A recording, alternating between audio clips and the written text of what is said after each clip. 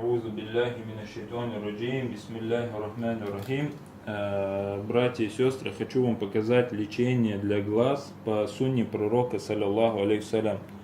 Пророк Мухаммад 1400 лет назад сказал, алейхиссаляту вассалям, аль-кама, один из даров Аллаха, и ее сок, излечение для глаз. Значит, кама — это вот этот гриб, он растет в пустыне Ливии, в пустыне Египта, в пустыне Йемена, и его сок является лечением для глаз. Вот у нас уже выжатые соки замороженные, это специально, чтобы уже отправлять людям, кто закапывает это в глаза и с дозволения Аллаха лечится. Значит, в чем лечение?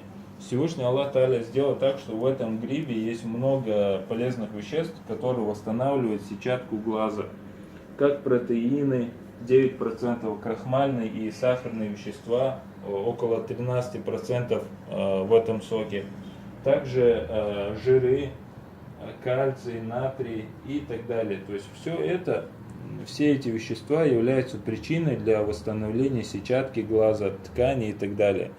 Еще имам ан-Навави в своем толковании к хадису про этот гриб говорил, что он в свое время видел, как люди теряли зрение полностью, и затем мазали сок этого гриба в глаза, и с дозволения Всевышнего Аллаха у них возвращалось зрение полностью.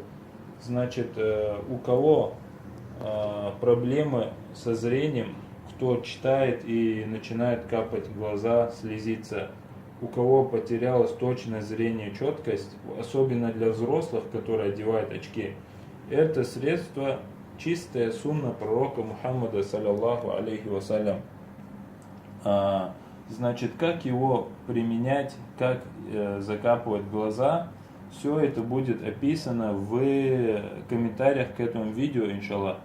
И также в самом видео я оставлю номер для того, чтобы это лекарство приобрести и пользоваться.